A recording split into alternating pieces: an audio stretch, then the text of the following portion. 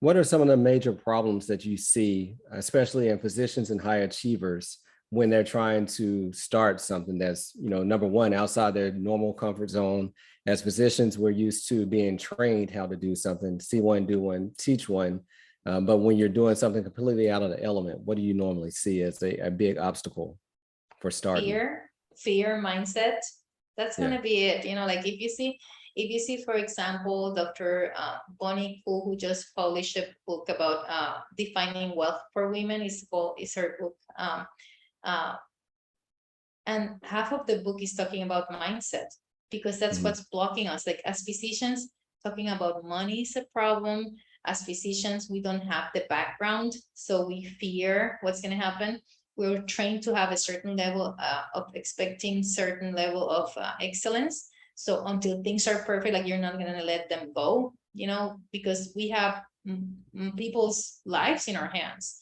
We Right. have, if something goes wrong with what we do, somebody can die, lose an eye, lose a leg, lose, like, there's big loss if something happens. So we come from that mindset where everything has to be like perfect and Perfect. excellent. Yeah. And it's not that you're going to be a bad entrepreneur, because we don't want to put bad quality. We don't want to do poor quality services or poor quality products, right? But with entrepreneurship, a few things. One is there's coaching. There's a lot of people out there who want to really help. There's a lot of things that you can read. And then there's the opportunity to do this training, right?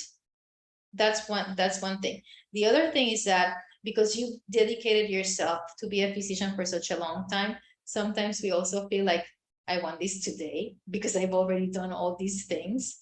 And then Right. they might ask me, what's the book that I have to read to learn all the things that It's like, there's not one book. There's many things that you have to, but you can start things without having them being perfect. Um, we don't want to lose money, right? We don't want to lose time. But if you don't start to educate yourself, you're losing the time. If you don't start to read about these things and sharing time with people who know, you're losing your time already. So you don't have that control of your life. So those two things I would say, like, they want things like right away without really understanding that this is a different thing where you have to also put some time, but you have to start. And the other thing is like having the mindset of like, about that perfection or starting, or fear. It's really fear that's setting them behind. Yeah. And let's talk about habits for success. What habits do you put into practice to, feel like you reach your optimal performance or be at your health and wellness, the maximum of health and wellness?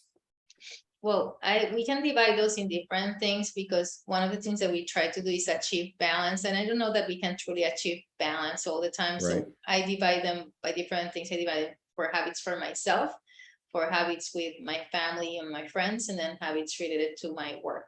So for habits for myself, like every day I start taking care of myself first. So if I want to do whatever exercise routine I want to do, or whatever time for myself, I'll do that before any social media or phone or whatever it is, right? So I'll try to take care of myself first during that period of time, whatever that is not perfect, because if I wait for the end of the day, in my case, ain't happening, right? Like everybody else, then my time is not my time, it's everybody else's Right. to some extent. So that's number one. Trying to really eat healthy. One of the things that there is some things that you're gonna say, there's a, I forget the name, but basically is imitate, choose somebody that you think you would like to look like them, and then you say, okay, what are they doing? And every time you go to that menu at the restaurant, every time you do something, say, what would that person look like? Not like what would Jesus do type of thing. So what would that person that I want to be do, right? So from a spiritual point of view, if you're a Christian, you're religious, then people think about that. If you're Christian, and then if you want to achieve something like Kobe, right? Like Kobe Bryant, what he would do. So have those habits. Right. So that's for yourself. What would somebody do in this position?